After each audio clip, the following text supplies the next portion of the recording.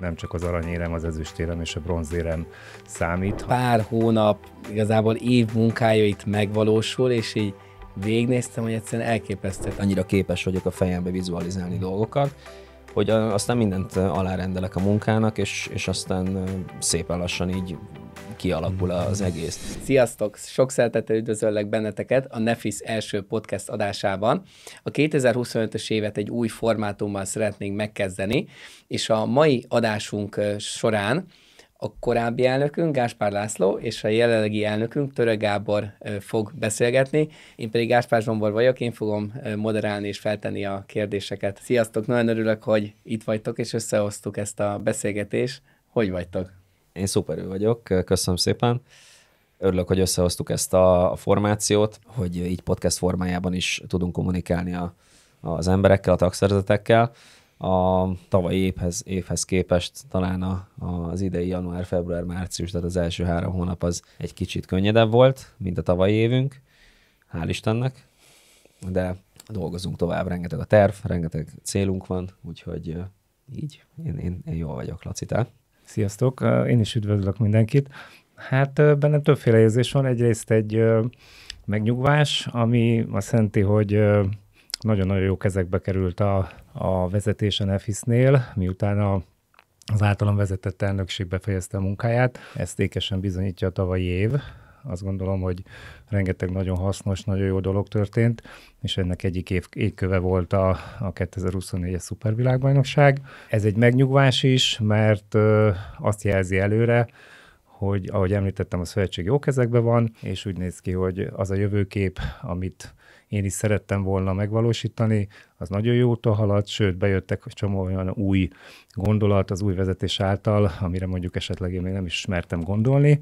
Úgyhogy én is elégedett vagyok, és tényleg jól érzem magam, hogy ahogy a szövetségre gondolok. Én még annyit hadd tegyek ehhez hozzá, hogy mondtad, hogy jó kezekbe került a szövetség, hogy ha nem lett volna az, amit ugye ti fölépítettetek, tehát mi úgymond már egy készen kapott szövetséget kaptunk idézőjelben, amit egy magasabb szintre kellett emelnünk, mert hát egyrészt muszáj volt ugye a szupervilágbajnokság miatt, másrészt meg egyébként is szerettük volna magasabb szintre emelni minden szempontból, úgyhogy a jó alapot azt viszont azt gondolom, hogy ti fektettétek le, és most, hogy így körbe bokoltuk egymást, akkor folytathatjuk, de egyébként tényleg így gondolom, szóval ha a korábbi elnökség nem lett volna, akkor nem vettük volna ilyen könnyedén az akadályokat. Így van, szuper. Hát akkor kezdjünk is bele a mai első adásunkba. Röviden, tudjuk, hogy ti mindannyian már tudjátok, hogy mi az a funkcionális fitness, de azért mégis egy kicsit beszéljetek róla, hogy ti mit gondoltok személy szerint, illetve tényleg csak így röviden mutassátok be, hogy mi is az a funkcionális fitness. Hát a funkcionális fitness gyakorlatilag alaptradicionális olimpiai sportákat ötvöz, úgy mint szertorna, súlyemelés, kerékpár, evezés, atlétika, és még jó pár sportának a mozgásanyagát magába foglalja. Ugye a Funkcionális Fitness Szövetség 2016-ban jött létre, és a Magyar Szövetség pedig 2019-ben csatlakozott a tagországként a Nemzetközi Szövetséghez. Hát ugye annyi az egyik fő különbség, ugye a crossfithez képest, tehát az alapsportága, a funkcionális fitnessnek a crossfit, ezt szerintem így mondhatjuk bátran. Viszont a crossfit ugye cégként van jelen a piacon, persze edzés metodika szempontjából is hívhatunk valamit crossfit edzésnek, vagy mondhatjuk azt, hogy valaki crossfitezik, de sportági keretek között azt gondolom, hogy a funkcionális fitnessnek vannak meg azok a támpontjai, amitől sportágnak hívhatunk valamit, mert hogy mérhető, és ugye 6 különböző tesztre, végül is teszteknek hívja ugye a sportág ezeket, osztja a funkcionális fitness-t, ugye ez az állóképesség, az erő, a saját testsúlyos, az ügyességi, a kevert és a teljesítményteszt. Ugye ez a 6 teszt, amiről beszélünk, és minden versenyen gyakorlatilag ezekkel a tesztekkel mérik a versenyzőnek a teljesítményét. Teljesen egyetértek ezzel. Talán a másik oldal, amiről érdemes megnézni, a szabadidős sportolók, vagy a tömegsport oldaláról, vagy az edzésmódszer oldaláról. mert ugye a funkcionális fitness ez egy mozgásforma is, és egy edzésmódszer is. Talán most a napjaink a fitness trendjében az egyik legdivatosabb és legnépszerűbb mozgásforma és trend. Azt mindenképpen kiemelném, hogy az emberi mozgásoknak a legtermészetesebb módjait használjuk ugye a funkcionális fitnessbe. Tehát magyarul ez egy olyan, ettől is funkcionális, hogy felkészült az élet kihívásaira. Nagyon fontos szerintem, hogy változatos, izgalmas, népszerű attól, hogy szinte minden korosztály tudja használni, akár versenyszinten, akár pedig hétköznapi mozgásformaként. Teljesen mindegy, hogy milyen felkészültségi állapotban vagy, a skálázások miatt ezeket nagyon jól lehet kezelni. És talán még egy kiemelendő dolog, hogy a szervezetben működő minden energiarendszert mozgósít. Tehát, hogyha valaki ezt a sportágat űzi, akár amatőr, akár profi szinten, akkor felkészülhet arra, hogy tényleg egy olyan kiemelt fittségi állapotot szerez magának, ami azt gondolom, hogy a mai világban nagyon fontos, és nagyon trendi is. Említetted, hogy ez az egyik legtrendibb fitness irányzat, és hát azért látjuk, hogy jönnek föl más sportágak is, ahogy beszéltünk korábban, hogy ilyen például a High Rocks, illetve különböző versenyek, hogy egyébként erről mi a véleményetek, mit gondoltok ezekről a sportágokról, mivel másabb akár a funkcionális fitness? Azt gondolom, hogy talán ezek az új irányzatok egy kis új ingert adnak az embereknek, tehát valójában mozgásformát tekintve, tehát szántolás a crossfitbe is létezett, síelés is létezett a crossfitbe, siergométereket használtak, futás, kitörések, tehát gyakorlatilag azok a mozgásformák, úgymond, amik egyszerűbbek úgymond a hétköznapi emberek számára, azokat gyűjti össze gyakorlatilag, és kicsit versenysport, kicsit tömegsport, tehát hogy egy ilyen hibrid formációt ad az emberek számára, ami elérhető. Tehát, hogy a funkcionális fitness-t azt mondom, hogy vagy amatőr sportra osztjuk, vagy versenysportra. Én azt gondolom, hogy az nagyon fontos, meg örömteli számomra, hogy az egészséges életmód, a mozgás, az nagyon-nagyon népszerű, és a fiatal nemzedék körében is. És az, hogy jelennek meg új sportágak, mint ahogy a mi sportágunk is megjelent, ez örvendetes, azt gondolom, és nagyon jó úgy ránézni, hogy egyre szélesebb tömegek kezdenek el sportolni, és azt gondolom, hogy ahogy te is említetted, hogyha a crossfit-et kezeljük az alapnak, akkor ezek a megjelenések, ezek azért fontosak, mert keresik azokat a szegmenseket, azokat a réseket, ahova esetleg olyan embereket be tudnak húzni, akik mondjuk egy kicsit tartanak a súlyemeléstől, egy kicsit tartanak az intenzívebb crossfit jellegű edzésfajták, az edzésmódszerektől, és azt gondolom, hogy a High Rocks ezzel nagyon, nagyon jól kitalálta ezt, nagyon népszerű, úgyhogy örvendetes. Azt gondolom, hogy ezek megjelennek, és ott vannak a piacon. Igen, egyébként teljesen egyetértek, hogy minél több ember mozogjon. Tehát az, hogy nagyon sok ember ül az irodában, az egészen biztos, és hogy onnan kimozdítani az embereket, tehát bármilyen formában, az tényleg egy örvendetes dolog, meg nagyon pozitívnak tartom, hogy igazából a nullához képest bármennyit mozognak, az már jó. Szóval nem kell, hogy egy ilyen őrült, tiszta erőből csapatós, intenzív edzést hajtsanak végre, hanem elég, ha csak lemennek egy órát, tudnak mozogni heti 3-szor, már az is tök jó. Így van, én is azt gondolom. Meg szerintem, ami még egy dolog, ami fontos, ami a CrossFitnél is szerintem az egyik erőssége volt a CrossFitnek a megjelenésekor, a közösségépítés, a közösségformálás, tehát az, hogy tartozunk valahova, tartozunk egy klubhoz, tartozunk egy sportág által összeköti az embereket, és vannak közös élményeik, együtt élnek meg dolgokat, és ugye most ha nézzük a High Rocks-ot, akkor ott is az, hogy van csapat, van páros, ez is ugye mind azért van, hogy az emberek közösségben legyenek, és éljék meg, mert talán a mai világ nem ebbe az irányba visz bennünket, mindenki inkább saját magára figyel. És ez a sportban megint egy nagyon jó dolog, hogy közösségeket tudunk építeni.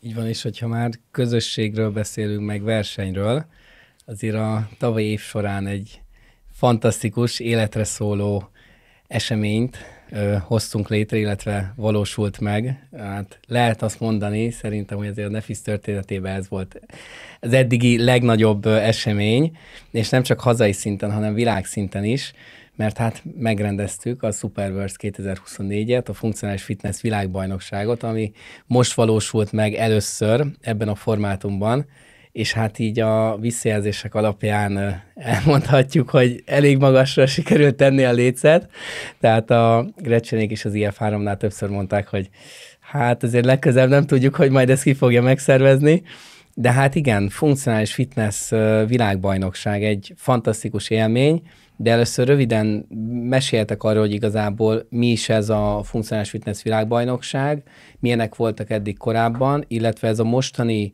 formátum, ez miért jött létre, kategóriák, versenyzők száma, tehát ilyen alapszinten meséljetek erről. Az IF3 szupervilágbajnokságnak a rendezési jogát még azelőtt kapta meg a szövetség, hogy én elnök lettem, tehát már így is vettem át az elnökséget ennek tudatában, és ez egy hatalmas feladat volt számomra.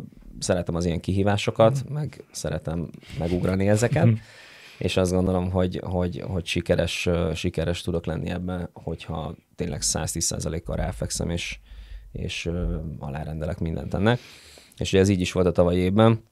Sikerült összehozni egy olyan szupervilágbajnokságot, ami ugye 3 különböző korosztályt, a junior, felnőtt és a masters korosztályokat vonta össze.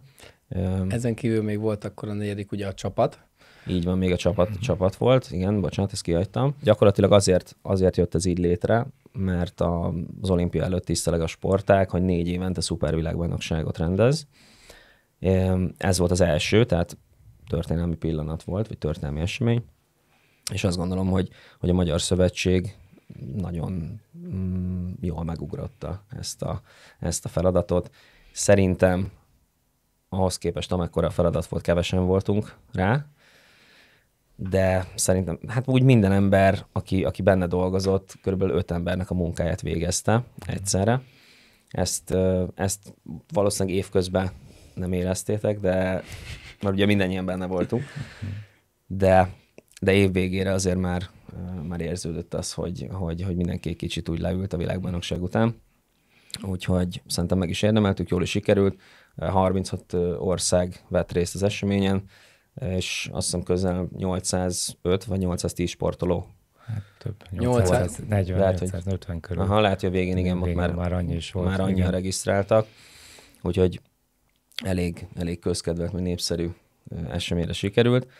És ami még külön öröm volt számomra, amit meg is említettem ott, hogy közel 70 magyar sportoló vett részt az eseményen.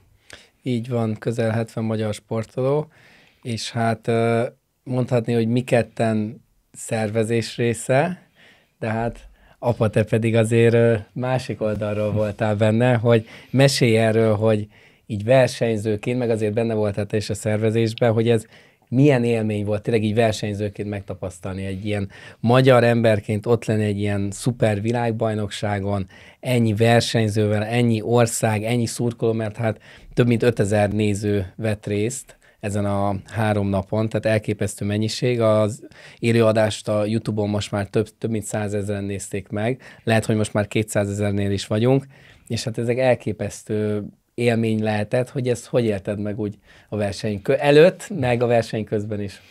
Hát igen, ez egy nagyon érdekes szituáció volt, mert versenyzőként ugye készültem, de volt olyan része a szervezésnek, amiben ott is vállaltam feladatot, és próbáltam ennek megfelelni, de igazából az energiámnak a nagy részét arra fektettem, hogy fel tudjak minél jobban készülni erre a nagy megmérettetésre. Voltak már tapasztalataim, hiszen sikerült 2 világbajnokságon is részt vennem, az egyiken versenyzőként Egyiptomban, a másikban pedig Arubán, ahol vezetőként voltam kint, és hogyha ezt a 2 versenyt összehasonlítom, akkor hát ég és föld volt a különbség.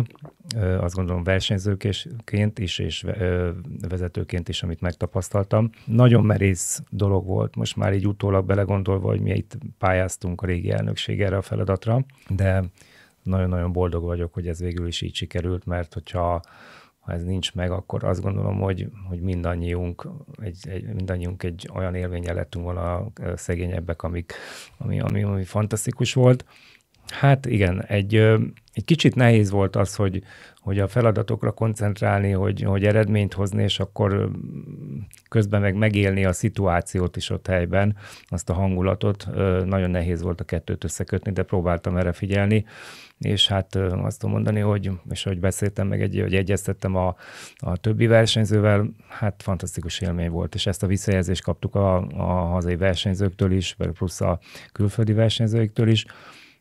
Világszínvonalú esemény volt minden szempontból, szervezés szempontjából, szakmailag, minden szempontból, és azt gondolom, hogy ami nagyon fontos, hogy állami támogatás nélkül tudtunk egy ilyen rendezvényt megszervezni, és ez a mai világban azt gondolom egy nagyon nagy feladat, és méltóképpen képviseltük azt a vonalat a magyar sportban, hogy igen, Magyarország különleges nemzet, mert meg tud rendezni olyan nemzetközi versenyeket, amiket más országok nem tudnak ilyen színvonalasan, úgyhogy fantasztikus élmény volt. Nagy öröm hallgatni, és ugye mondtad, hogy akkor beszéltél is a versenyzőkkel, beszéltetek ugye a versenyzőkkel, és közel 70 versenyző volt, hogy milyen eredmények születtek így a magyarok részéről? Egyébként azt gondolom, hogy büszkék lehetünk a teljes magyar csapatra, mert 5-en is dobogós helyen végeztek. A junior korosztályban, illetve Masters női korosztályban. Név szerint mondhatom őket, ugye? Hát igen, mert azt gondolom, hogy nagyon büszkék vagyunk rájuk. A büszkeség falunkon ott vannak. Igen, kötelességünk, és kiemelni őket, meg abszolút nagyon büszkék vagyunk rájuk. Különösen a dobogós helyezettekre, vagy dobogós helyezésekre.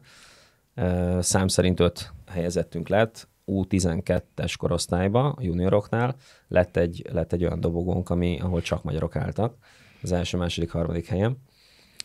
Ugye Wölfinger Ákos U12-es korosztályra beszélünk, Wölfinger Ákos aranyérmet szerzett, Kovács László ezüstérmet szerzett, és Horváth Bálint pedig bronzot, illetve a női Masters 40-44-es korosztályba Pulai Tóth Melinda ezüstérmet szerzett, illetve visszakanyarodva még a junior dobogóhoz, Mátyási Körösi Mira pedig harmadik helyet szerzett a lányok közt az U12-es korosztályban. Így van, ezek elképesztő pillanatok voltak ott azért a végén ezt látni, főleg akkor a 3 srác ott állt a dobogón, azért az... Igen, meg ugye számomra egyébként külön öröm volt az, hogy én adhattam át az érmeket a junioroknak is, meg majdnem minden korosztályba, ugye nemzetközi elnökkel, a Gretchennel karöltve. Nekem személy szerint óriási élmény volt a nyakukba akasztani az érmeket. Persze a magyaroknak nyilván a hatalmas öröm volt, de mindenki másnak is, tehát én ezt nagyon pozitív tapasztalatnak éltem meg az egész világbajnokságot is. Az egyik szám sírt, a másik nevetett, mert ugye versenyzőként is nem úgy szívesen álltam volna ott, de szervezőként pedig meg azt gondolom, hogy jó munkát végeztünk, és szerintem mindenki így gondolja, akitől hallottam. Maximálisan egyetértek. Nekem sikerült sok nemzetközi versenyen részt vennem az elmúlt 10 évben CrossFit versenyeken, és hát a legmagasabb színvonalú versenyeket is azt gondolom, hogy elérte, sőt azt gondolom, hogy sok tekintetben túl is múlta, amiken sikerült részt vennem. És még talán azt megemlíteni, hogy mindig halljuk azokat a hangokat, hogy itt a CrossFit élmezőny nem tud rákapcsolódni a funkcionális fitnessre, mint versenysportra.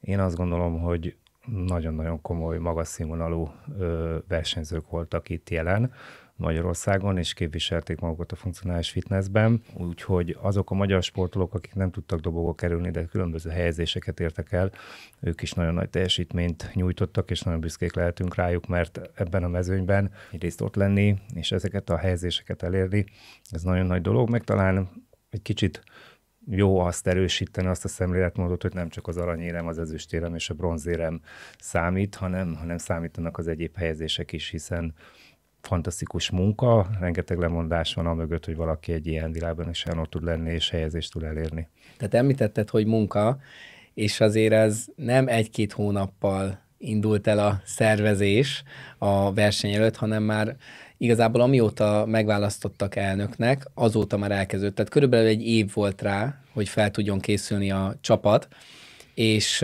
elképesztő mennyiségű ember rakott bele munkát, mind a verseny előtt, és mind a verseny alatt. Hogyan tudott ez megvalósulni? Hány embernek a segítsége, munkája, támogatása, mind akár akik operatívan benne voltak a a szövetségben, illetve mind szponzorok által hány ember vehetett részt ebbe az egész világbajnokságban? Hát én azt gondolom, hogy szám szerint körülbelül egy ilyen 5-600 emberről beszélünk tágkörben. Nyilván a szűk szervezői kör az jóval kevesebb, sőt, még ahogy említettem a beszélgetés elején, még kevesen is voltunk, szerintem, tehát egy ember legalább 5 ember munkáját végezte el a szűk körben, de azt gondolom, hogy a munkában nekem legalábbis a legfontosabb a fegyelem, és azt gondolom, hogy azért sikerülhetett ez ennyire jól, mert olyan emberekkel voltunk körbevéve, meg mi magunk is olyan emberek vagyunk, akik fegyelmezettek, és hogyha feladat van, akkor azt végrehajtjuk határidőre. Tehát kicsit ilyen katonásan. Azt gondolom, hogy én például ezt az élsportból hoztam, meg valószínűleg te is, vagy ti is, de a körülöttünk lévő emberek is hasonlóan gondolkodnak, úgyhogy én ebbe hiszek, hogy fegyelmezetten, meg szorgalmasan mindenki beleállt ebbe a munkába, és belerakta 100%-ot, vagy ha nem többet. Tehát visszakanyarodva a kérdéshez, olyan 5-600 ember volt az elnökséggel, a szövetségbe dolgozó emberekkel, a médiastábbal, a bírókkal és önkéntesekkel, illetve akik segítettek a logisztikában, a szállítmányozásban, rengeteg ember vett részt a munkában. Úgyhogy ennyi, igen. Hát ezt nagyon jól lehetett látni, és azt gondolom, hogy igazából ezt ti tudjátok, mert ti láttátok át, és a háttérból lehet ezt igazán érzékelni, hogy micsoda munka folyt itt. Én azt gondolom, hogy amit a Gabi említett, az egy nagyon fontos dolog, hogy ez fegyelmezett munkát szerető emberekre van szükség, meg azt gondolom, hogy talán az nagy segítség volt, hogy akik benne voltak, azok elkötelezettek voltak a cél irányába, hogy ez egy sikeres világbajnokság legyen, és ezáltal mozgósították az energiájukat, félretették a dolgokat, és iszonyatos munkaidőt és energiát tettek bele abba, hogy ez egy sikeres rendezvény legyen, úgyhogy le a kalappal. Meg én azt gondolom egyébként, most ezt lehet, hogy így kicsit elcsépelten hangzik, de hogy a hit az egészben, hogy igazából mondani, hogy egy olyan eseményt hoztunk létre a nullából, tehát a nullából a 100 az úgy jött létre, hogy egy gondolatcsíra volt a fejünkben, hogy nézhet ki, és szerintem az, hogy én is egy ilyen típusú ember vagyok, hogy tudok vizualizálni dolgokat, és annyira képes vagyok elképzelni, hogy az megvalósul, hogy aztán tényleg megvalósul. Tehát minden ilyen nagy projekt az életemben, vagy nagy kihívás, vagy cél, amit el akartam élni, az mindig így volt, hogy annyira képes vagyok a fejembe vizualizálni dolgokat, hogy aztán mindent alárendelek a munkának, és aztán szépen lassan így kialakul az egész. És közben nekem is egyébként van, hogy elveszik a hitem, van, hogy hirtelen, nem tudom, rossz napom van, vagy megcsömörlöttem egy picit, és akkor újra kell boostolnom magamba ezt az egészet, de alapvetően egy ilyen alap célra tartás van bennem, és úgy gondolom, hogy mindent így el tudok érni. És ez is így alakult ki. Meg talán az is érdemes elmondani itt a közösségünknek, hogy mekkora milyen nagyszerű dolog az, hogy azok az emberek, akik ebbe dolgoztak, hívjuk őket segítőknek, vagy támogatóknak. Ha jól tudom, azért erősítsetek meg ebbe, ez minden anyagi ellenszolgáltatás nélkül ment ez a munka. Tehát magyarul igazából ez egy bizonyíték arra, hogy az emberek jó cél érdekében hajlandóak megmozdulni és oda tenni magukat, úgyhogy ezért nem kérnek anyagi ellenszolgáltatást, és azt gondolom, hogy ez megint egy kiemelendő, nagyon komoly dolog. Igen, jó cél érdekében. Én azt gondolom, ez a társadalmi szerepvállalás talán, ami jó kifejezés. Igen, meg azt gondolom, hogy talán bízunk benne, hogy egy kicsit a szövetség, a sportágunk iránti elkötelezettség, talán én azt gondolom, hogy sokaknál a személyes kapcsolat is, hogy kötődnek valakihez, egy csapatvezetőhöz, aki még bizonyos területet visz, és akkor ahhoz kötődnek, és jönnek, és sorba állnak, és teszik a dolgokat.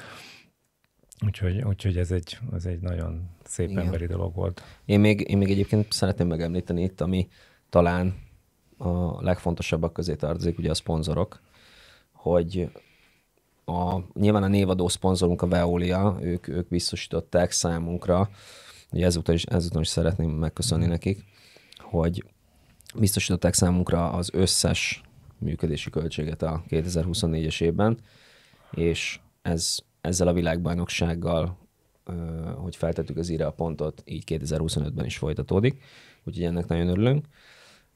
De ők biztosították számunkra az anyagi részét ennek a világbajnokságnak, hogy kialakulhasson, és minden mellett még jó pár szponzor csatlakozott hozzájuk, vagy terméktámogatással, vagy segítséggel, esetleg anyagi támogatással, úgyhogy ez nagy részbe kellett hozzá. Hát így áll össze egy projekt, azt gondolom. Tehát maximálisan azt mutatta, hogy mi kell, ahhoz, hogy siker legyen, ahhoz ezek a tényezők kellenek, és ezek mind jelen voltak. Volt egy nagyon jó sportág, egy élvezhető dolog, iszonyatos hangulat. Ezt mégis akartam kérdezni, hogy azért neked sikerült ezt ott megélned?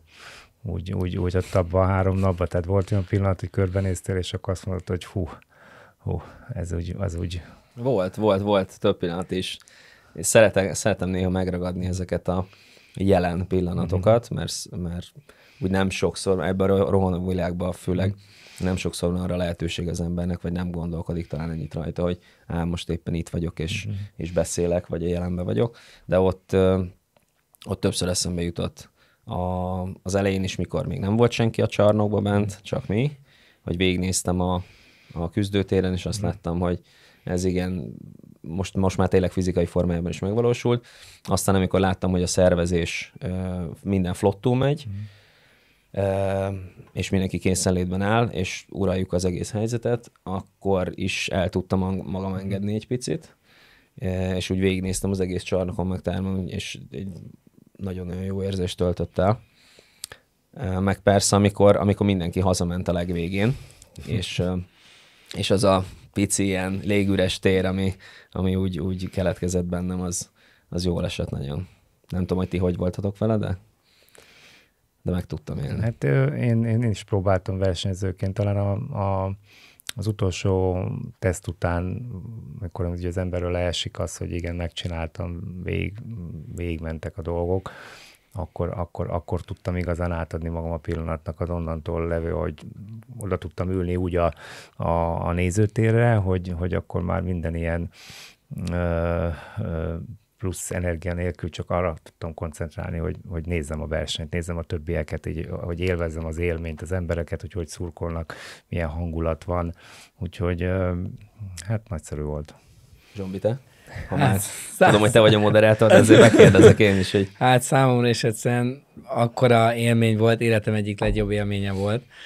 Tehát mind az előkészületi munka, igen, nagyon sok éjszakázás volt, szinte minden éjszaka beszéltünk telefonon, az állandó hívások, nem tudom, hogy Anna hogy bírta el, de lehet, hogy többet beszéltünk, mint amit Annával beszéltél, de tényleg, tehát ott volt egy-két azért nehéz pillanat, de mindent megvalósítottunk, és én sem emlékszem, amikor ott még a 0. nap, még szerintem szerda este raktuk fel az utolsó elemeket, ragasztottunk, és ott így álltam, így gondolkodtam, hogy úristen, tehát hogy ez a pár hónap, igazából év munkája itt megvalósul, és így végignéztem, hogy egyszerűen elképesztő. Tehát, hogy itt is újra bebizonyosult bennem, hogy tényleg, amit az ember eldönt, elhatároz, azt meg tudja valósítani. Csak bele kell rakni a megfelelő munkát, ahogy említetted, vizualizációt hozzárakni, hinni benne, egy jó csapatot összeszedni, mert hát azért valósulhatott meg, mert egy ilyen fantasztikus csapat jött össze, és hát tényleg számomra is életem egyik legjobb élménye volt,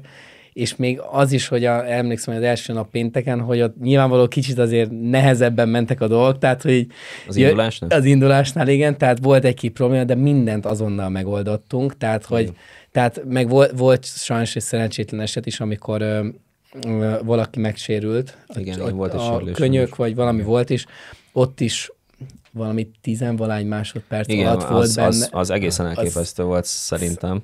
Talán fél perc, vagy 23-24 másodpercen belül azonnal ott voltak szinte a mentőcsapat.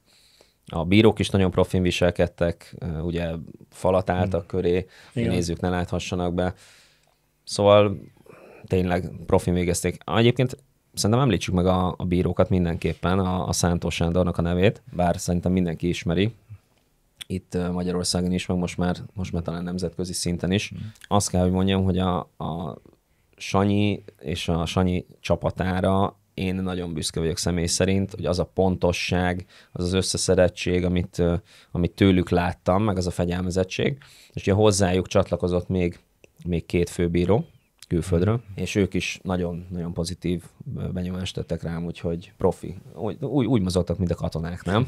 Kiadták a parancsot, és egyszerűen csak csinálták, és mindenki tudta, hogy merre mozogjon, mit kell tennie, úgyhogy az egy jó élmény volt, hogy azt már úgymond nem kellett kontrollálni. Tehát nagyon sok dolgot kellett kontrollálni szerintem a szervezésben, de annak örültem, hogy a bírókat már úgymond nem kellett kontrollálni, mert a Sanyi átvette ezt a feladatot, és szerintem erején felül teljesített benne. Teljesen egyetértek vele, és az a nemzetközi rutin, amivel ő rendelkezik, és most már a bírói csapatának egy része, az azt gondolom, hogy teljes mértékben megvalósította azt, amit láthatunk a nagy nemzetközi versenyeken a bírói stáboktól. Úgyhogy, sőt, nem csak a bíróktól, hanem azoktól a segítőktől, akik ugye az eszközök pakolásában vettek részt, akik irányították a sportolókat, bevezették őket. Tehát fantasztikus munka volt. Igen, tehát a bírókon kívül az önkéntesek is le a kalappal, amit ott végeztek a 3 nap alatt. Igen, úgyhogy nagyon hálásak vagyunk bárkinek, aki csak a kis ujját mozdította, mert tényleg tehát annyi embernek a munkája jött össze, úgyhogy ezért is valósulhatott meg ez a fantasztikus világbajnokság. Világbajnokságot leszámítva azért még történt 1-2 dolog a Nefis életében, amióta elnök lettél, Gabi, 2024 év elején. Idézzük fel, hogy mik is történtek, mert volt azért nemzeti bajnokság, megváltozott a kommunikáció, média megjelenések, tehát nagyon sok minden történt, hogy erről meséljetek egy kicsit 2024 évtől a világbajnokságig, és majd utána rátérünk a jövőre is. Azt gondolom, hogy a tavalyi évben nagyon sok minden történt, elég sűrű volt az év, de amit a megválasztáskor is kiemeltem, és szerintem alapvető fontosságú szövetségnek az életében az, hogy anyagi források kerüljenek be a rendszerbe, és nyilván ez azért is fontos, mert a szövetségbe dolgozó emberek sem feltétlen végezhetnek karitatív tevékenységet, önkéntesként is lehetnek ott, de azt gondolom, hogy hosszú távon ez nem fenntartható, semmilyen szinten, valljuk be őszintén. Úgyhogy ez volt az első számú szempontom, hogy mindenképpen egy ilyen tőkeinjekcióra van szükség, hogy úgy mondjam, és ez meg is valósult. Ugye az elnökségben a Kardos Péter felel a gazdasági részért, Dévényi Gergő felel az operatív részért, illetve a Sass András, és én pedig a szakmai részt irányítom, illetve rálátásom van ugye majdnem mindenre. Kiemelném a Kardos Petinek a szerepét ebbe, hiszen az ő segítségével jutottunk hozzá a Veoliától a támogatásokhoz, az ő közreműködésével, úgyhogy azt gondolom, hogy ez volt az első számú és legfontosabb feladat, amit meg kellett tennünk. Emellett persze rengeteg szakmai feladat volt, meg kellett jelennünk tévékben, újságokban, tehát híresztelnünk kellett a funkcionális fitnessnek, vinni kellett a hírét. Nemzeti bajnokságokat kellett rendeznünk ugye minden korosztályba, ehhez is nyilván pénzre volt szükség, meg jó szervezésre szintén, úgyhogy rengeteg feladat volt. Hát igen, azt gondolom, hogy volt mit tenni, és ugye az év végén meg ott volt a világbajnokság. A nemzeti bajnokságokra visszatérve ugye az elnökségi döntés született, hogy a 2024-es évben külön rendezzük meg a nemzeti bajnokságokat, így 3 helyszínt kellett kiválasztanunk. Hát elmondhatom, hogy sikerült 3 olyan helyszínt találnunk, azt gondolom azért tudatosan mentünk ezekbe az irányokba, ahol nagyon komoly, nagyon profi, nagyon jó emberi tulajdonságokkal rendelkező partnereket találtunk, és mind a 3 nemzeti bajnokság, mint a junior, mint a masters, mint pedig a felnőtt, egy nagyon sikeres projektje volt a szövetségnek. Mindenben számítottunk a helyi termekre, ugye az egyik helyszínünk Dombóvár volt, a másik helyszínünk Körmend, és a harmadik pedig a felnőttön a Gyöngyös. Úgyhogy csak pozitívumokat tudok elmondani. Szerintem nagyon gördülékeny volt, szakmailag jól sikerültek a programok, a versenyzők elégedettek voltak a helyszínekkel, a kiszolgálással. Nagyon színvonalas eseményeken voltunk túl, és azt is elmondhatjuk büszkén, hogy sikerült talán egy kicsit a nézőszámban is előrelépnünk, tehát a helyszíneken nem csak a versenyzők és a rokonok voltak ott, hanem voltak külsős szemlélők, is, akik élvezhették ezeket a pillanatokat. Úgyhogy azt gondolom, hogy a szövetség egyik alapfeladata, a nemzeti bajnokságok megszerzése, az nagyon-nagyon jól sikerült. Igen, szerintem is én 2 nemzeti bajnokságon voltam ott, fantasztikus élmény volt, de a harmadikat távolról követtem, az is nagyon-nagyon jónak tűnt. És hát beszéltünk nemzeti bajnokságról, anyagi támogatások, hogyan változott meg korábbhoz képest a kommunikáció, illetve hogy történt a kommunikáció 2024-es évben? Hát azt gondolom, hogy ha visszagondolok az előtte levő elnökségnek a kommunikációra, akkor 180 fokos fordulat történt, hiszen ha visszanézzük az elmúlt évet, akkor mind a tagszervezetekkel, mind a sportolókkal, mind az edzőkkel, azt gondolom plusz a social médián keresztül azokkal az emberekkel, akik nyitottak voltak és érdeklődtek a funkcionális fitness és a szövetségünk iránt, nagyon komoly változások történtek. Rendszeresen tudtuk a kommunikációt folytatni. Azt gondolom, hogy nagyon sok energiát tettünk vele, és én úgy érzem, hogy sikerült olyan szintre vinnünk, hogy folyamatosan tudtak az eseményekről a közösségünk, beszámoltunk az eredményekről videókban, képekben, hírekben, mindenben. Sikerült bemutatnunk nagyon sok sportolót, helyszíneket, ugye, ahol a nemzeti bajnokságokat szerveztünk, folyamatosan híreket adtunk a közösségünkben történő történésekről, úgyhogy én azt gondolom, bízom benne, hogy nem csak mi érezzük így belülről, hanem azok is, akiknek a kommunikáció folyt, hogy ők is elégedettek voltak. Igen, én is azt gondolom meg. Talán azt kell megnézni így a mai világban, hogy mi ez a kommunikációs csatorna, amit be tudnak fogadni az emberek, nem csak azok az emberek, akik ugye nincsenek benne a szövetségben, hanem a tagszervezeteink, akikkel ugye napi, heti szinten kommunikálunk, hogy nyilvánvalóan van egy hivatalos formája a kommunikációnak, egy hivatalos útja, ugye mondjuk legyen ez az e-mail, amin keresztül, vagy amilyen csatornán keresztül ugye megkapják a hivatalos információkat, de például ez a podcast is azért jött létre, és szerintem egy nagyon jó ötlet volt, hogy vizuálisan is lássanak minket az emberek, ne csak a monitorról Times New Roman írással, hanem egyszerűen tudják, hogy kik vagyunk, hogy adott esetben mennyit dolgozunk a szövetséggel, vagy a szövetségért, vagy értük. Úgyhogy szerintem ez egy előremutató dolog. Meg a másik, amit még kiemelnék, az ugye a weboldalnak a fejlesztése, amit a Zsombor csinált, és szerintem jó is lett, és azt gondolom, hogy minden évben ezt újra nézzük, és egy picit ráncfelvarjuk, frissítjük, teszünk ki olyan közérdekű információkat, amik érdekelték az embereket, hogy minél többen csatlakozzanak a funkcionális fitness sportákhoz, meg információkat biztosítunk a weblapon keresztül, akár az Európa-bajnokságról, az adott évben, világbajnokságról, dátumokról, aktualitásokról, úgyhogy szerintem ez is egy kicsit hivatalosabb forma, mint akár egy Instagram, TikTok vagy bármilyen social media csatorna, de szerintem ebben is sokat fejlődtünk. 2024-es évet lezárva, akkor lépjünk át az idei évbe, a 2025-ös évbe. Hogyan tervezitek ezt az egy évet, illetve a következő pár évet, mert úgy hallottam, hogy ezért nagyon nagy tervek és nagyon nagy célok vannak, úgyhogy erről meséljetek egy kicsit, hogy így a 2025-ös évre mik a célok, tervek, illetve az utána lévő időszakban mi a vízió? A tavalyi év tapasztalata az a nemzeti bajnokságokkal kapcsolatban, rákötve ezt egyébként a szupervilágbajnokságra és annak a struktúrájára, hogy össze szeretnénk vonni a 3 korosztályt, és egy időben egy helyszínen, egy nagy csarnokban megszervezni az adott évi nemzeti bajnokságot.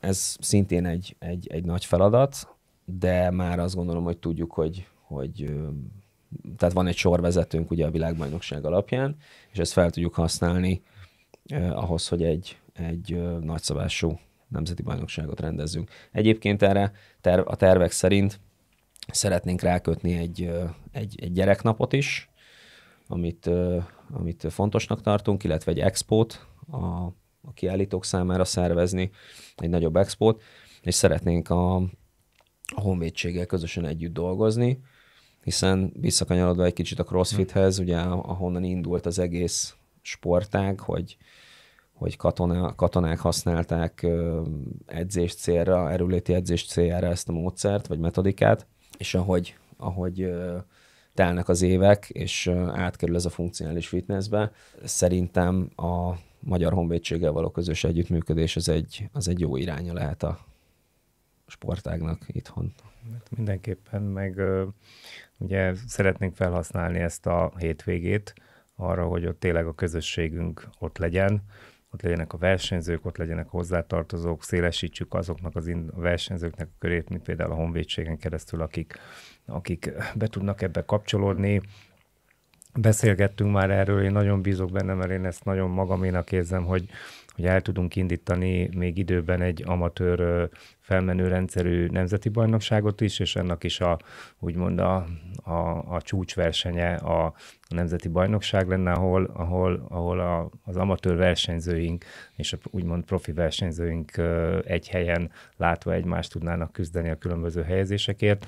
Tehát ez lehetne ez az időpont, ez a hétvége a funkcionális fitness napja, és ott egy olyan programot szervezni, ami népszerűsíti a sportágat, a média is esetleg rákap.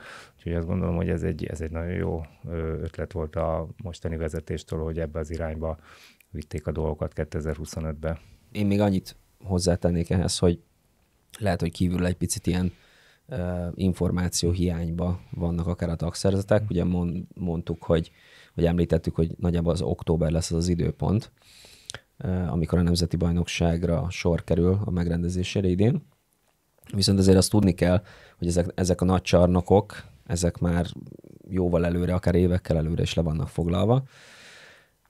És csak egy ilyen kis belső információt szerettem volna adni az embereknek, hogy az időpont nagy valószínűséggel október vége lesz, hogy mindenki tudjon készülni. Mi is ezt szerint készülünk. Több lehetőségünk is volt. Az egyik az MTK-nak az új csarnoka, az Arena Plaza környékén, tehát budapesti helyszínekről van szó. A másik lehetőségünk a Bokcsarnoknak, a főcsarnoka. Körbejárva a témát megkérdeztük a Hung Expo-t, szóval vannak ajánlataink, és nyilván az anyagi forrásaink szerint, meg az időpontok szerint fogunk dönteni. És hogyha már említetted az időpontot, ezeken kívül még milyen események lesznek a 2025-ös évben? Mint hazai vagy külföldi tekintetben? Hát ugye a hazai szempontból ez a fő versenyünk, a Nemzeti Bajnokság. Amit még mondott a Gabi, ugye egyrészt ezek határozzák meg az időpontválasztást, hogy milyen helyszíneket tudunk találni, milyen anyagi lehetőségeink vannak. Mellette pedig nagyon fontosnak találtuk azt, hogy megnézzük azokat a hazai rendezési nagyobb versenyeket is, hogy azoknak az időpontjaival ne ütközzünk, hogy ezek a versenyek erősítsék egymást, ne kioltsák, plusz ugye ott van a világbajnokságok és a nagy nemzetközi versenyeknek az időpontjai, hogy ezekhez tudjunk igazodni. Hát igazából most kaptuk meg az IF3-tól a végleges idei versenyidényt.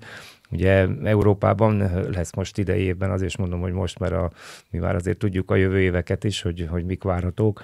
Ugye Hollandiában fogják megszervezni a Masters és a Junior Európa-bajnokságot, ami egy hagyományos 6 tesztes lebonyolítás lesz a 18 éves korosztályig.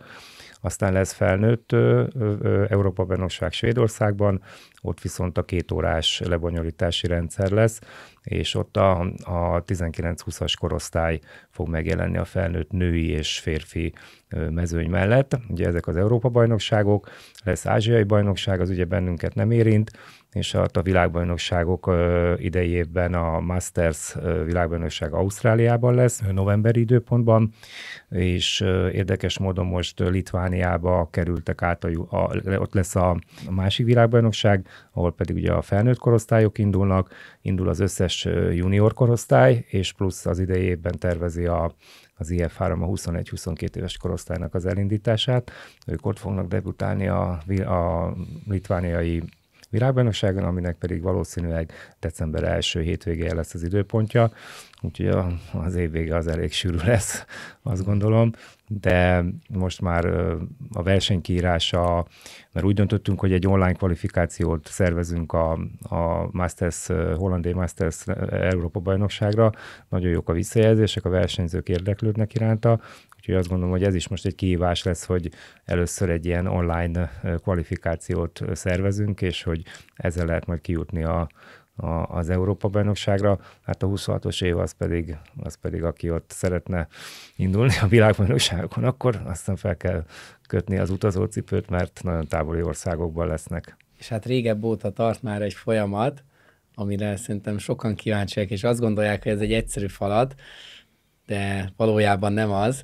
És hogy alakul a sportági szövetségi válás? Aha, sportági szakszövetségi. Sportági szakszövetségi válás. Hát most ott tart a dolog, amikor 2024. januárjában én ezt gondoltam, és nem ástam ennyire a mélyre, de valamennyire körüljártam. Azt gondoltam, hogy ez egy sokkal egyszerűbb feladat lesz, de nyilván rengeteg jogi nehézség van, hazai szinten is, meg nemzetközi szinten is, de most ott tart. Hát igazából voltunk bent a Versenysport Szövetségnél, voltunk bent a Honvédelmi Minisztériumban, a Sportért felelős államtitkárságon, még a világbajnokság előtt, és most ott tart a folyamat, hogy már a törvényszékre be vannak adva a papírok, de módosításokat kérnek, akkor itt képbe jön az IFBB és a fitness szónak a levédetése, hogy azt használhatjuk, nem használhatjuk. Most éppen azt hiszem, hogy március 27-én fogunk bemenni az államtitkárságra, a Testépítés Fitness Szövetség elnökségével karöltve, meg az államtitkársága, és egy ilyen közös beszélgetés lesz arról, hogy érveket ütköztetünk abban a témakörben, hogy milyen átfedések vannak a két sportág között. Van egy ilyen fitness challenge, amit ők csinálnak állítólag évek óta. Utána is néztünk ennek, meglepő módon egyébként 6 teszt van benne, de meglátjuk, hogy ez hova fog kifutni, minden esetre mindenféleképpen el fogjuk érni ezt a státuszt. Úgyhogy ez a terv. De már régóta tart, tehát aki esetleg, akibe felmerült volna a kérdés, hogy mégis mi mit csinálunk ezzel a témával, vagy miért nem vagyunk már sportági szakszövetség, hát azért, mert ez egy elég nehézkes, hosszú göröngyös út, ami végig kell menni. Hát előbb vagy utóbb vagy meg lesz. És ezeken kívül vannak-e még további célok a 25-ös, illetve a következő évekre? Nagyon örömteli számomra, hogy ezzel a témával foglalkozunk, és beszéltünk arról, hogy mi szeretnénk egy alapvázat kitalálni annak, hogy ez hogy tudna jól működni, és korrekt módon, de természetesen szeretnénk belevonni a tagszervezeti vezetőket is. Nézzük meg, hogy ők hogy látják ennek a rendszernek a kidolgozását, milyen ötleteik vannak, milyen javaslataik vannak. Egyértelműen ki fognak derülni, hogy mik azok a sztenderdek és elvárások, ami alapján a tagszervezetek ez a működési támogatáshoz hozzájuthatnak. Úgyhogy azt gondolom, hogy ez egy nagyszerű dolog, én nagyon várom már, és azt gondolom, hogy ez egy jó hír a tagszervezeteknek is. Én is azt gondolom, meg büszke is vagyok rá, hogy ezt meg tudjuk lépni, mert azt gondolom, hogy elsősorban mi vagyunk a tagszervezetekért, és nem fordítva, úgyhogy én mindenféleképpen szeretnék adni, tehát most már 2024-es év lement, az idei év szóljon arról, hogy megyünk előre, és igyekszünk a tagszervezeteket is fejleszteni, amilyen módon csak tudjuk forrásokkal. Talán még az edzőképzés, amiről talán egy pár szót kéne mondom, mert szerintem arra is nagyon sokan kíváncsiak. Hát megmondom, hogy én is azt gondoltam, hogy talán majd ez egy ilyen, illetve ezért ez nem is igaz, hogy könnyű feladat lesz, de hogy el fog indulni. De most látjuk azt, hogy ahhoz, hogy ez egyáltalán legyen erről, tudjunk beszélni erről, ahhoz kell, hogy sportági szakszövetségé váljunk, mert akkor kapjuk meg azokat a jogokat, hogy a szövetség saját edzőképzést indítson. Úgyhogy azért ez szükséges hozzá. Előkészületeket viszont már tudunk tenni, és azt gondolom, hogy erről beszéltünk már Gabival nagyon sokat tavaly is, hogy felvesszük azokkal a partnerekkel, akár testnevelési egyetemmel és egyéb partnerekkel, oktatásszervezési intézményekkel a kapcsolatot, és elkezdünk előre dolgozni, hogy mire ez valóra válik, addigra már legyen egy elképzelt alapunk, és tudjuk, hogy kikkel tudjuk ezeket megvalósítani, hogyan tudjuk megoldani, hogyan tudunk ebbe szakembereket bevonni, milyen tananyagot képzelünk el ennek a képzésnek az összeállítására, és úgyhogy ez egy nagyon nagy falat lesz, egy nagyon nagy munka lesz, Reméljük, hogy ez idejében már elkezdődik, és akkor ebben hamarosan majd tudunk konkrétumokkal szolgálni nektek. Igen, és azt gondolom még, hogy azért is egy fontos dolog ez az edzőképzés, mindamellett, amiket elmondtál, mert van még egy nagy dobásunk, amire készülünk. Most mindig mondunk még egy nagyobbat, hogy nekünk van egy olyan víziónk az elnökségben, meg az egész csapatnak, mondhatom ezt mindenki nevében, hogy egy európai regionális központot hozzunk létre, amihez szintén fogunk támogatást szerezni, hiszen hát szeretnénk hozzá mindenféleképpen állami támogatást is, meg szponzori támogatást is, de valamilyen úton, módon az biztos, hogy nem az idei év lesz az, hanem talán a 2026-os év, amikor meg fog valósulni, azt egy európai regionális központot létrehozunk Magyarországon, Budapesten, és itt szeretnénk tartani majd hosszú távon az edzőképzéseket, itt szeretnénk tartani a bírói képzéseket. Ezt csak azért kötöttem rá az edzőképzésre, hiszen szükségünk lesz jó pár edzőre, mert ezt a komplexumot úgy képzeljük el, hogy egy 1500-2000 négyzetméteres nagy csarnok, tele irodákkal, óriási terekkel, megfelelő eszközökkel, gépparkkal felszerelve, ami egy európai színvonalat tud biztosítani a sportágnak. Ezek nagyon komoly vízióknak hangzanak, és lehet, hogyha egy új ember hallgatja, akkor most megjön benne a vágy, hogy hogyan lehet csatlakozni a Nefishez. Hogyan lehet csatlakozni a Nefishez? Meséljetek erről egy kicsit. A szövetségnek egyik alapfeladata a sok közül, hogy népszerűsítse a sportágat és növelje a taglétszámot. Úgyhogy azt gondolom, hogy nekünk ez is feladatunk, hogy jussunk el olyan klubokhoz, edzőtermekhez, ahol a funkcionális fitness megjelenik, és próbáljunk minél több egyesületet létrehozatni ezekkel a szervezetekkel, vagy akár sportvállalkozásokat bevonni, és növelni a taglétszámot, mert ezt már nagyon sokat beszéltük, és azt gondolom, hogy ezt is tapasztaltátok, hogy ahhoz, hogy szponzorokat találjunk, ahhoz, hogy támogatást találjunk, hogy az állam komolyan vegyen bennünket, az állami sportvezetés, ahhoz létszámra van szükség, és teljesen másképp néz ki egy akár ezres nagyságú, több ezres nagyságú szövetség, mint hogyha csak mondjuk pár száz igazolt tagja van, vagy regisztrált tagja van. Úgyhogy ez feladatunk. Igazából most is nagyon örülünk neki, hogy már az idejében jelezték több helyről, hogy szeretnének belépni a Nefisbe. Igazából sportegyesületet vagy egy sportvállalkozást kell létrehozni, ebben mi tudunk segíteni, meg vannak ebben a lépések, és akkor az alapszabályunk elfogadásával és az elnökség jóváhagyásával ezek a sportszervezetek tagjai lehetnek a Nefisnek. Azt gondolom, hogy nekünk az a feladatunk, hogy segítsük őket, meg pont ez, amiről beszéltünk ma, hogy egy olyan célokat, olyan víziót, olyan jövőképet vázoljunk föl, ahol azt mondják, hogy ide érdemes jönni, itt jó lenni, itt vannak tervek, szeretnénk ide tartozni, és reméljük, hogy egyre többen lesznek. Hát bízunk benne, hogy még inkább fog növekedni a létszám. Összegezzük ezt a beszélgetést. Hát szerintem még itt tudnánk ülni holnap reggelig, sok témát érintettünk, tudtunk volna még egy párat, de az majd a következő adásban érintjük, mivel innentől kezdve mondhatjuk azt, hogy rendszeresen fogunk majd jelentkezni, hogy belsős információkat osszunk meg a Nefis és a funkcionális fitness közösségével. Kicsit zárjuk le ezt az egész beszélgetést. Mi az, amit még hozzátennétek ehhez az egészhez, vagy kiegészítenétek, vagy csak úgy unblock? Részemről azt gondolom, hogy minden témakört érintettünk, a múltat, a jelent, a jövőt, a víziókat, a terveket, úgyhogy én elégedett vagyok ezzel az első adással, meg első beszélgetéssel. Szerintem élményeket is osztottunk meg egymással, meg informatív is volt a tagszervezetek részére, vagy a funkcionális fitness sportágat kedvelők részére. Az, hogy mennyire lesz ez rendszeres, azt szerintem majd kitaláljuk, meg kiderül a jövőbe, de mindenféleképpen szeretnénk aktuális történéseket, információkat adni a nézőknek, és segítséget ahhoz, hogy hogyan tudnak még fejlődni.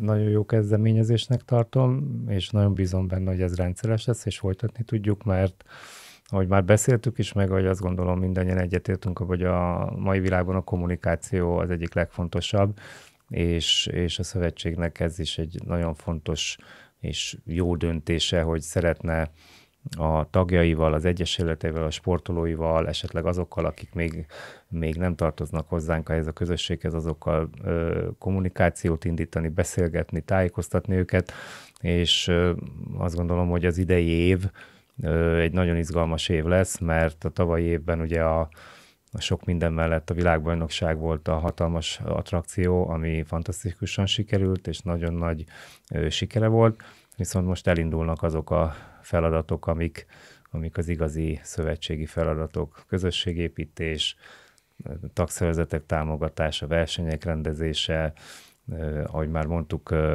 sportági szakszövetségé válás, edzőképzés, amik mind olyan feladatok, amik nagyon komolyak, és hát bízunk benne, hogy a közösségünk ebbe partner lesz, és segít bennünket, támogat bennünket, és erre a podcast azt gondolom, hogy az egyik legalkalmasabb. Hát ez egy fantasztikus beszélgetés volt, úgyhogy köszönjük szépen, hogy részt vettetek, és beszéltetek a múltról, a jelenről és a jövőről. Hamarosan találkozunk, addig is kövessetek minket a közösségi felületeinken, Instagramon és Facebookon. A hivatalos kommunikáció akkor az e-mailen keresztül fog majd történni, úgyhogy találkozunk a következő részben, és köszönjük a figyelmet. Sziasztok!